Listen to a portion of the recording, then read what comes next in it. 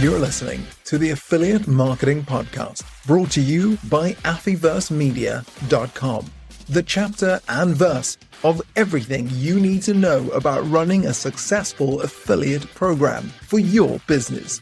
This is a podcast for digital and affiliate marketers, publishers, networks, agencies, and MarTech providers who operate, support, or manage affiliate marketing programs around the globe. If you want to launch, scale, and grow a successful affiliate marketing program, you're in the right place. In this podcast, you'll learn how affiliate and partner marketing is constantly changing, and tune in to industry experts who are getting behind our mic to share tactical insights and practical knowledge to help your affiliate program grow. Here you'll discover what's new and trending in affiliate and performance marketing, how to run your affiliate program successfully, and gain industry insights from experts and practitioners from around the globe. The truth is, you simply won't find this information anywhere else. Now here's your award-winning affiliate and performance marketing host, an industry veteran, your affiliate marketing guide, and the founder of Affyverse, Leanne Johnston. Welcome to this week's Affiliate Marketing Podcast with me, Leanne Johnston, your host. And joining me today, I'm really excited to have Sharon McFarlane, the Managing Director of Digital Footprints, joining me to talk about a really hot topic, which is influencer marketing and how that plays a role in your affiliate program. Sharon, welcome onto the podcast this week. How are you? Thank you so much for having me on. Absolutely brilliant. Loved the Elevate event last week as well, Leanne. I thought that was amazing. So thank you so much for having us on here to talk about something that we love so much. Digital footprints is something we're getting heavily involved in, and yeah, great to share our thoughts here. Brilliant. Okay, so let's get started. Let's introduce you first to our audience. Tell us a little bit about yourself, about how you got into the digital space and what Digital Footprints does. So we've been in business for 13 years now, which seems like quite a long time when I say that out loud. But within that time, we've always worked within the affiliate space. So originally it was more from a content creation side of things. So we would create content for affiliate portals. But as the sort of digital landscape evolved and the affiliate landscapes evolved, we did too. So now Digital Footprints operates as a full service agency. It was really important to me that we could be part of the whole marketing journey and provide a holistic service and not just one piece of the pie effectively. We've seen such a big increase in sort of digital consumption that we wanted to place a much larger focus on the brand building side of things. And this is where the sort of influencer marketing and digital PR becomes a critical part of what we do. I think for me especially, I love building things, whether it be brands, networks, partnerships. I think that's what we do best. Perfect. All right. So quite a big, broad spectrum there. Now, there's been a lot of stats being thrown around in the industry where and how influencers are relevant in performance marketing. And I think you shared a stat with me earlier this week. 70% of consumers are being more likely to buy a product from a brand if referenced by an influencer that they know and trust, which we know has been happening with all of the different digital channels, TikTok, Instagram, and now Threads as well. How do you view influencers as part of the partnership economy right now? And do you think that they'll continue to play a role or an influential role in persuading customers via social media channels to purchase? 100%. I think if we take a look at the creator economy as a whole, it's projected to double in size by the time we get to 2027. I think the estimated value is going to be $480 billion. And I think if we look influencers and content creators part in that, I think over 200 million people, if you ask them what their job is, they'll say they're a content creator or they'll say that there's an influencer, which is really exciting.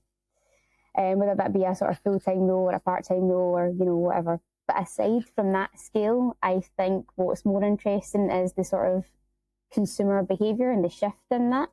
So I think that, consumers they only want to work with brands that they have an affinity with, a brand that they feel is authentic, a brand that they feel is ethical.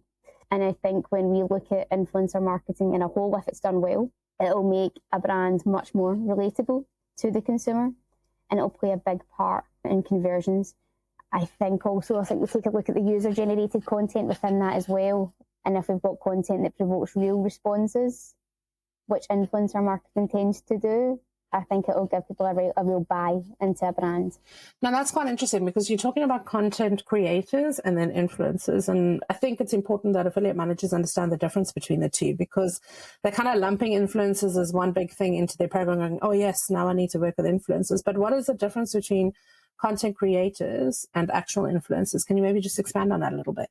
Yeah, I think actually there's a few sort of titles that are used interchangeably and maybe not always understood, what's what. So I think the same with brand ambassadors as well. So we've got brand ambassadors, influencers and content creators. It's a big thing. Content creators are people who create content specific for their audience. They tend to be very specific about the kind of content that they push out because they've spent years potentially in long unpaid hours to kind of build up that following base and that fan base.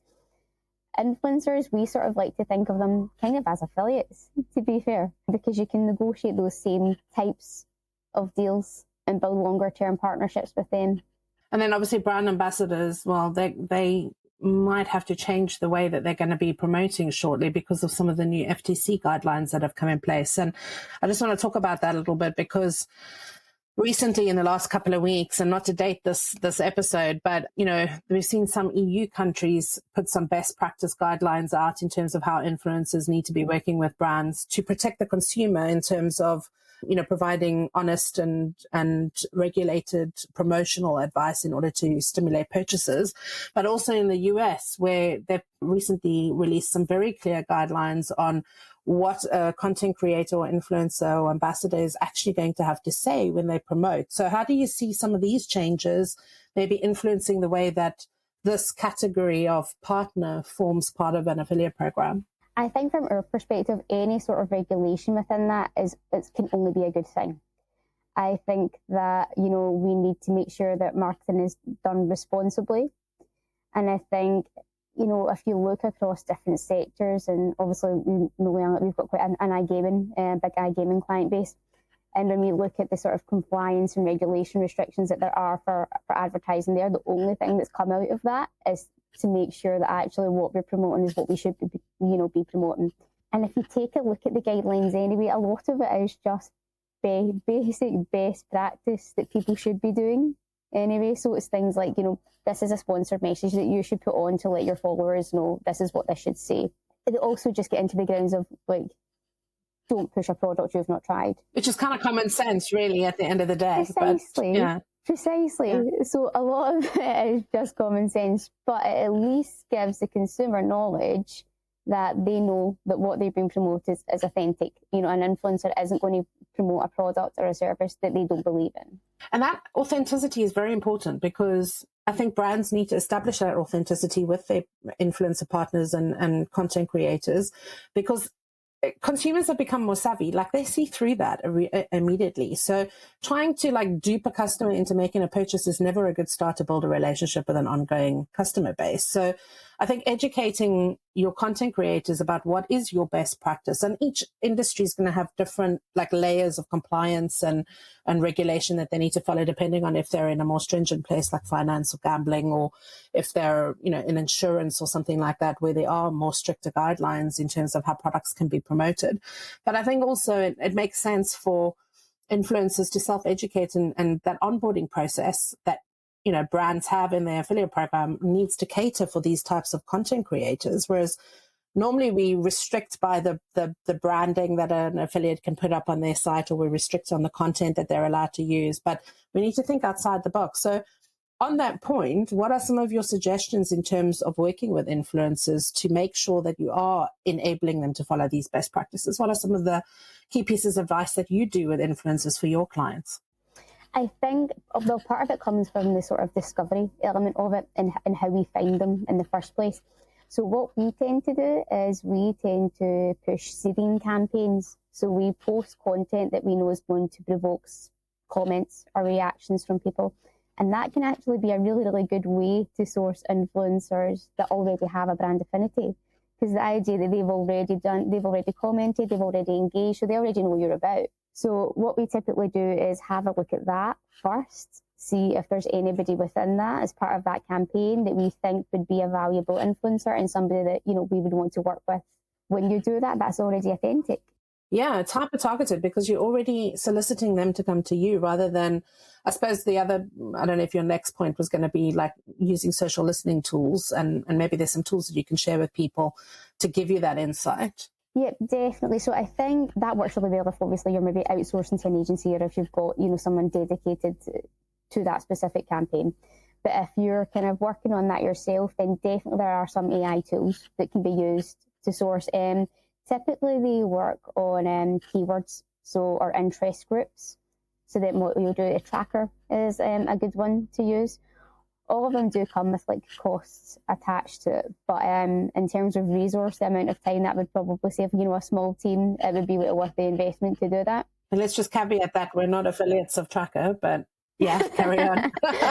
Other tools are available. Yes. But what that will do is that will help you group some people, and it'll even rank them to some extent, and it'll give you information on their authenticity, because obviously, as we talked, that's what's super important. What we find is a lot of people make a mistake of looking purely at follower numbers and think, oh, this is great, this person's got like 1 million followers.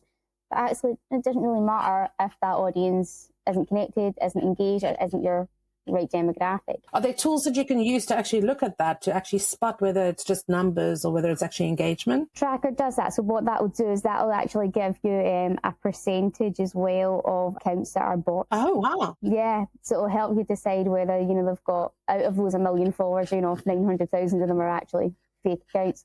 So I think using those tools in the first instance, if it's not something that, you've delved too much into before, is a really good way to go. And it'll give you that starting base. And then once you then have that group, then obviously you can kind of delve a little bit more into their engagement stats and, all the performance metrics to give you a better idea of how they align with your brand and what you're looking to achieve from these influencer campaigns. So once you've done that bit and you've found 4, 5, 10, 20, however many influencers you're going to want to partner with, what's the next step? Because I think a lot of people, they'll always ask, how do I engage? How do I reach out to these people? What's the kind of the information that I need to put into that first email or that first message? What are some of your tips in terms of engaging those partners and actually bringing them in? I think it's always a good idea to have researched the content that they've posted before that and use that as an open discussion. So you're not going to contact anybody anyway who's not, previously pushed anything that's out with your interest group. So if you're selling a beauty product, for example, and you've got a new product launch, you would go on, see if there's anything of similar that they've pushed before and use that as a starting point. To be fair, it's quite similar as to how you would start like an affiliate relationship, which is good news for listeners. It's not, a cold email. It's using information you've shown that you've done a bit of research and understanding that it's a partnership between two people and it's not just, although it's a paid for service, I think it's wrong to assume that the influencer automatically wants to work with you. And I think that's quite important. So to understand that it's a two-way street, say that you've had a read at their content, it fits well with your brand and what you're looking to do, and then sort of start to give them an idea of what your KPIs and your goals are, whether that's to push a new product, whether that's to get more engagement on your social channels, whether that's to generate more leads. And open discussions that way. So I think that's quite important, actually. You kind of need to map all of that out before you even start outreaching. You're going to have to do the listening bit, and there's tools that can help you to do that. You're going to have to then whittle down into the data and make sure that the audience segments that you're kind of collating together in terms of volume make sense. And then from there, you need to figure out what is it that you actually want this influencer to deliver? Is it top of brand funnel awareness? Is it pushing a new product and directing sales just on that one product? Is it kind of like evergreen? You want them to just, be an eternal influencer or brand ambassador for your program, no matter what it is that you're discussing. So, and that will then tailor the outreach to the partner and actually get them on board. What are your thoughts? Because I often get asked, and we're going a little bit off piste here, but I often get asked about, gifting for influencers. Is it necessarily to have free products available and or will some influencers work without actually trying the product, or will they invest their own money to buy the product? What's your experience in that kind of three-way, choice of how you approach? Typically, we call it rewarding loyalty, effectively. So what we would say is we would like you to review this product and to say thanks for this, we'll provide you with it. That kind of tends to work to work well with influencers. Don't get me wrong, some will buy it straight away if it's something that they're really, really interested in. But the good thing is if you implement those seeding campaigns that I was talking about earlier, the chances are that you actually might find an influencer that's already purchased a similar product or service and maybe would be looking to purchase something else anyway. And I think that's why it's super important when you're reaching out to them that you've chosen the right interest group, because then they'll be more likely to do that. All right. So it really is on a case-by-case basis. There's no one-size-fits-all program here in terms of gifting or freebies or actually just, asking them to purchase the product or at a discounted rate. Exactly. And it all depends the size and the scale and the experience of influencers, really, what your budget is within that campaign. But I think that's the beauty of influencer marketing, that it's not like a cookie cutter sort of approach. You can be as creative as you want to, and you can create the kind of partnerships that you want to as well. It's like the only limit is just imagination, effectively. I love that. The only limit is just imagination. I think that's going to be our catch point for this thing. Okay, so you mentioned working with agencies, and I want to go back to that because a lot of affiliate programs, they'll outsource, PR to a PR agency, and that typically has always included influencers, but now we're starting to see that shift. So what's the benefit of working with an agency in terms of kind of expanding this segment of your affiliate program and going with a specialist team to help you to develop that? Like, obviously, I would imagine the first thing is, fast track, because you'll be able to fast track the research and get the data a lot more easily. But what are some of the other benefits? I think the thing with influencer marketing and sometimes social media marketing actually in general within affiliate businesses is that it's usually left to maybe somebody within operations, or if you don't have a big, and it's often sort of implemented, but it's not been at the forefront of what their job role is. So I think that maybe a mistake is to, spend heaps of money within this campaign, but if you don't have the resource to do that, then you're kind of spending all your money and we don't know where it's gone. So as well as sort of fast tracking these campaigns, I think what you would have as a specialised influencer agency would be that knowledge and creating these partnerships and agreements as well, which can be quite important, especially if there is anything that's to be taken into consideration when it comes to like compliance or regulation. We'll already know how to deal with that, and that might not be something someone within your marketing team might. I think that when it's outsourced to an agency, the onus is on us effectively to provide you with data that says this is your return on investment. And I think it's a myth because it's sort of known as a fluffy marketing technique rather as a performance based sometimes, that you can't do that. But as you can, there's all sorts of social media listening tools that will help us as an agency provide you as a client with, reports. And it can be, as soon as this post's gone out, this is how many times your brand has been mentioned, as opposed to last year. And the same, there's all sorts of qualitative and quantitative data that an agency can push that may not, be within the skill set of the existing team that you guys have. If, influencer marketing is something that you're just sort of delving into or dipping your toe in the water for. To be honest, most people are just tacking it on at this point because it's, if it's pay on performance, we'll work with an influencer, we'll work with an SEO, we'll work with a blogger, we'll work with an app developer. And so it is becoming a specialist skill set. So it does, and we actually spoke about this at Elevate a couple of weeks back, where we said that the future of affiliate marketing is that account managers are going to have to choose their specialism. They might have to be influencer affiliate managers. They might have to be SEO affiliate managers. They might have to be, other types of traffic channel affiliate managers, and really get deep into these channels to understand how to deliver that performance. So I think working with a specialist, it kind of always makes sense, but the ROI piece is something that has been spoken about a lot. And you touched on that there, where when you outsource it to an agency, the ROI is really their remit to deliver back. And using the specialist skills means that you're kind of more likely to succeed on that ROI, but also being very clear on what that ROI is, because you mentioned a few things. It's not just about the number of sales. It could also be the number of new customers or registrations or products delivered or whatever the case may be. So getting very clear with your agency is probably the first step to hiring one. So what kind of briefing process do you expect clients to deliver when they're coming to you with a campaign? So normally we have a sort of discovery column. Within that, what we want to know is what their main goal is. So do you want to build your brand? Do you want X amount of followers on your social media channels? Do you want X amount of leads through your website? Or do you want X amount of sales through, for a specific product or service? within that, we've completely customised the campaign. So a lot of the time it is lead generation as well. And when we do that, that's when we look into things like creating customised landing pages, bespoke codes, URL parameters, those kinds of things, all of which will then help us go back and say, this is what you've got from this campaign and this is what it's resulted in. The same for brand building, the same for sort of engagement levels. So again, these social media listening tools, that will give us an idea. This is the amount of times your brand was mentioned this month as opposed to the month previous. So it's all about having that open and honest discussion at the beginning to really figure out what it is they want in order for us to create that bespoke plan that will then, deliver those results. But it's a big mix. It is. It sounds like it. And I think that's the key thing that I want to tell people tuning in here is that you need to have your strategy of your why you are doing this campaign and why you are approaching these types of partners before you get down to the activation piece to then get into the tracking and the recording of it. And each step in that kind of briefing process, it's almost like the flywheel of influencer marketing is start with your why, then work into, who's going to actually run it, the resource piece, the experience and the expertise, then build the data segment, then kind of think about the activation piece. How are you going to price for this? How are you going to gift products so that, these influencers actually really can create authentic content? And then how are you going to measure the results? So I think, that's pretty good advice in terms of getting started. So, maybe an agency is the right route to take if you are just dipping your toe and wanting to sort of tack it on.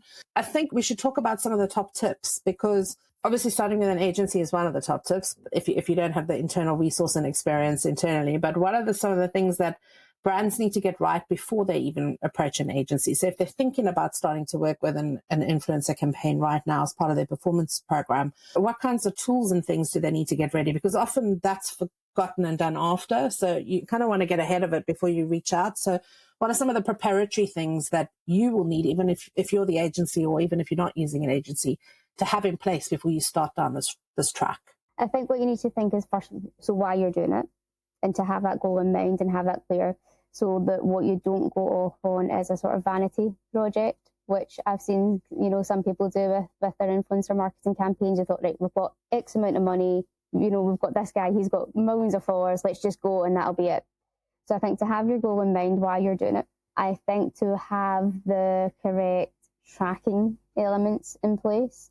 So whether that be tracking on your website, tracking from your email campaigns, make sure that there's code attached to all of those different things. And I think to make sure that you have the right software and the right tools to monitor what's going on with those campaigns. If you are doing it with a mix of PR as well, so if it is like a part of an overall PR strategy, there are really good Cision, for example, is absolutely brilliant, and it will give you such in-depth analytics as to how your influencer marketing campaigns are performing as part of your whole RPs. Because I know we spoke about this before, that PR has always been traditional media, but PR now crosses over into influencers. So talk about how brands can actually leverage that. Let's talk about that a little bit. I do think that's important because I think PR it's a long game, whereas sometimes influencer marketing isn't. Sometimes you have short-term goals. So, if it is for that product launch or if that is for that service launch. And I think that's what we kind of need to look at. I think that with PR as well, what we need to remember is that it's got quite a rigid directive. So effectively, you're shaping exactly the message that you want out. You're controlling that narrative. And with influencer marketing, it's a little more open-ended. And that's why it works really well, because it does have that authenticity. So you can try and shape a narrative, you can try and push a story, but at the end of the day, you can buy opinion. And I think that's the whole point. So, I think that's the main difference between PR and influencer marketing. But I think that both are very, very important. I just think that people do need to understand that they are two different things, and, they'll bring two different kinds of results as well. And also two different price points, because PR, very rarely now can you get free PR. Like there's some sort of paid for element that goes along with it. And, it has to be hyper targeted for it to be covered as free, or it needs to be major industry news that, people can jump on the back of the uplift in traffic just because it's a trending item. So I think you need to think about both working together conjointly, like you said, because you want the news and the opinion to actually drive the sales forward. So having that as part of your strategy is probably a really good idea as well. Definitely, I think you're right. I think the days where you can sort of get earned media is becoming more and more difficult. I think even if you push out a PR campaign and you can say, we've generated X amount of backlinks from that, usually there is some sort of pay to play involved somewhere. So whether it be an influencer marketing campaign or a sponsorship of a sports team or something like that, although it's earned media, there still usually is a pay to play element attached to that. Now, in the sports betting industry and gaming industry, I know sponsorship plays a huge part. How have you seen influencers influence the activation of a sponsorship? Has there been any crossover in terms of paid sponsorship and influencer marketing working conjointly together? I think the thing with influencer marketing in sports betting is what you need to remember is that they'll have their own ideas and opinions too. And I think that that's important to bring that to the table, especially if people are new to influencer marketing campaigns, because what you need to remember is those guys have been doing this for years. This is their job. So if you go to them and say, I've got this sports betting brand, we're looking to do this and we're looking to do that, and you're getting a little bit of pushback from them or, recommendations or whatever, I think that it's always great to listen to it. And I think this is where this partnership thing is really important and the nurturing of that and to get a better understanding. Yeah, because it can't be too prescriptive because otherwise it's not going to come across as authentic. And I suppose in sports betting, it's kind of like religion, you can't go and, get an influencer that's working for Arsenal to all of a sudden go and promote Manchester. It's just not going to work. It's not going to be authentic. Exactly. And we've seen some really successful campaigns from the sports betting side. One of them was Paddy Power, actually. They did an influencer marketing campaign. It was for Huddersfield FC. And what they did was they got influencers to release a fake, but actually by the time the real strip was released, they got 4 times the level of engagement than what Man U got for their strip release, which is just amazing, all from their influencer marketing campaigns. Yeah. So that's the power of the people. I mean, you really do need to leverage the power of the people when you think about influencers. Exactly. But I think that's the thing with Paddy. They're a brand that's always known to be creative, so they're always going to kind of, put their head above the parapet, so to speak. But it just goes to show when you've got, being beaten 4 times in terms of engagement by Huddersfield FC due to an influencer marketing campaign. I think that's quite good proof of concept. Yeah, absolutely. I mean, the thing is that proof of concept can be used across multiple different industries, not just sports betting. I mean, it could be any kind of product that could be leveraged in that way. I just want to touch a little bit on the negative side, though, because with PR and influencers, there is always the concern about having a backlash. And I guess this ties back to using an experienced agency if you do want to dip your toe into this section of the performance economy. But what do you do in that circumstance? What's your advice in terms of what happens if it goes wrong? How do you mitigate that? How do you fix it? I think this is where the social media listening tools come into play. I mean, we have sort of observed it before where people have potentially chosen the wrong influencer and thought, kind of back to that sort of vanity portion of the discussion where they thought we've got X amount of followers, it'll be brilliant. But actually, we've seen it where the people haven't responded to it as well as they thought, and it could be that the influencer's not pushing a product that they've previously seen, and it gives you that impression of selling out. So that's why it's really, really important to have real-time reporting on that. So if you see something go awry, you can respond straight away. And you can change your directive, change your strategy, change the content you're pushing out, and change the relationship with the influencer that you have, rather than continuing in that downward spiral in about 3 weeks, oh no, look what's happened. So I think that's why it's really, really critical to either have an agency or to have real-time reporting so that you can keep your finger on the pulse. Because you wouldn't see all of that kind of analysis in an affiliate tracking tool. You'd only see the actual sale coming in from the campaign. So it is important to make sure that you've got the right tools in place before you even get started so that you can keep your finger on the pulse and know what's happening as soon as the content streams out live on whatever channel it is. What are the easiest channels to actually build out an influencer campaign on, in your opinion? Instagram and TikTok is my favourite just now. The reason I'm a massive fan of TikTok, I think the algorithm within it is so clever. It's incredibly clever. And I think that when you use the right influencer and you have the right content in place, I think that you can have a campaign that can go viral within, minutes. I think what's different about that algorithm is it doesn't look at, follower counts and all that kind of stuff from videos. So it's not quite like, Facebook, where it's like a percentage of organic reach, which is just so difficult to penetrate. It's not like that. So it takes the content that you're pushing, the music that you're even trending, the edits, everything like that into account. And we've seen TikTok accounts. We've got a client, for example, it's a sports team, and they went from like 0 to millions of views just within a few short weeks with the kind of content they're pushing. Is that because the channel's still new? Like Facebook's really old and the algorithm doesn't give you any reach, organic reach really? Or is it just from the content that you plug in?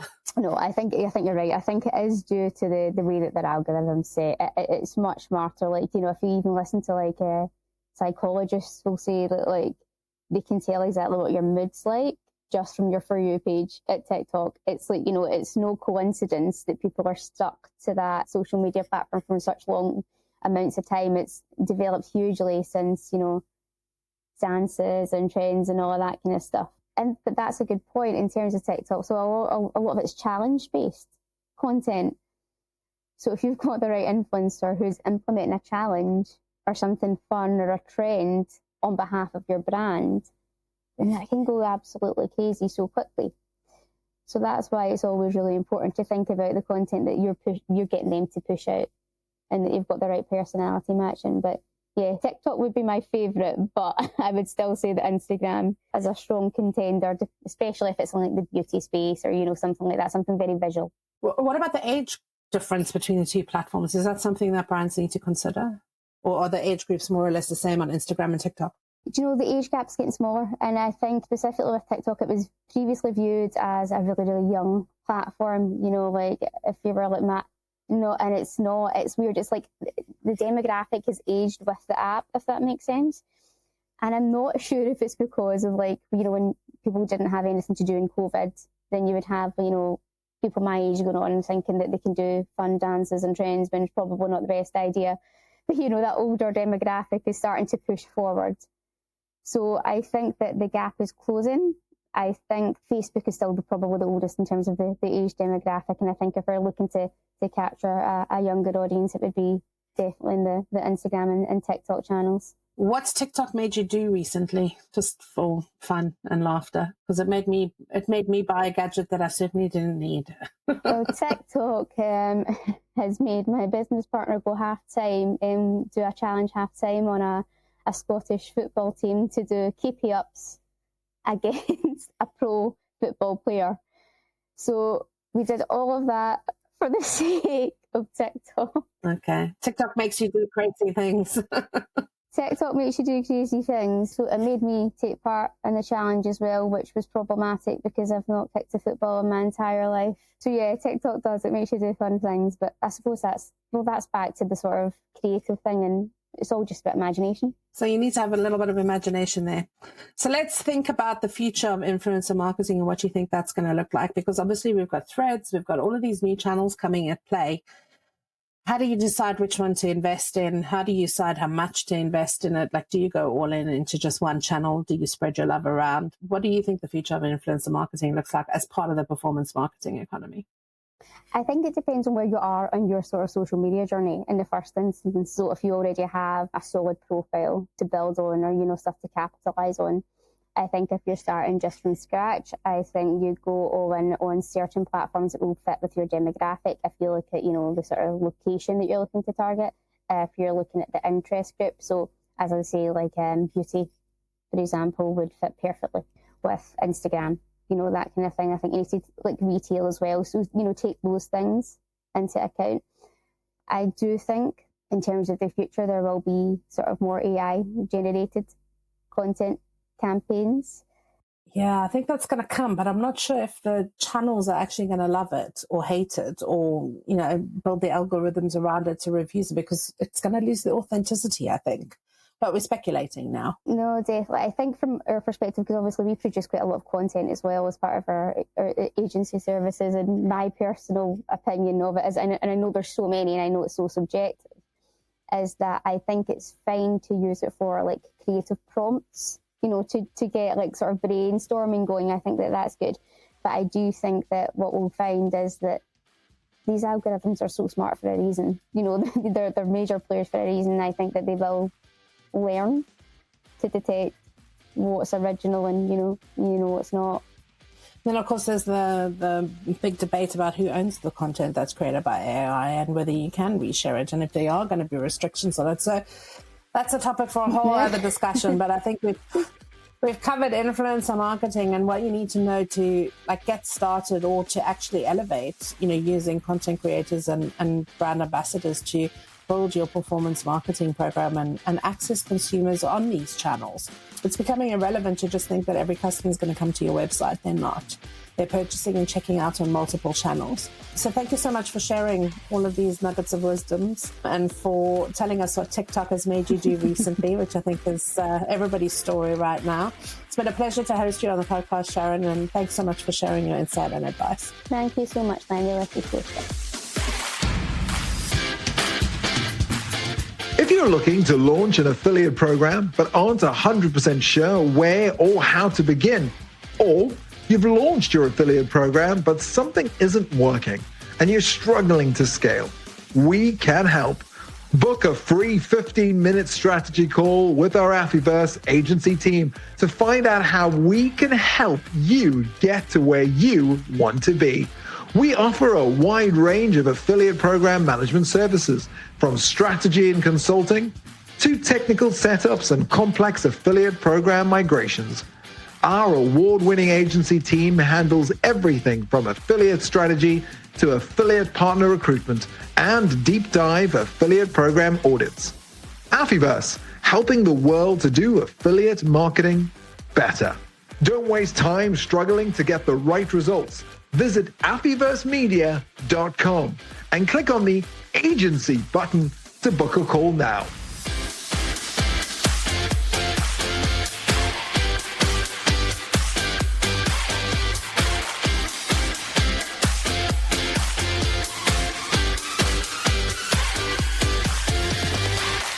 That's a wrap for this week's Affiliate Marketing Podcast. If you're loving what we're putting down, why not head over to Apple iTunes and give us a 5-star review? Make sure to subscribe to our podcast and our YouTube channel so you never miss another insightful episode or one of our free webinars ever again. Tune in next week for more digital affiliate marketing insights, trends, tips, and content to keep your affiliate and performance marketing fresh and your partners driving consistent sales.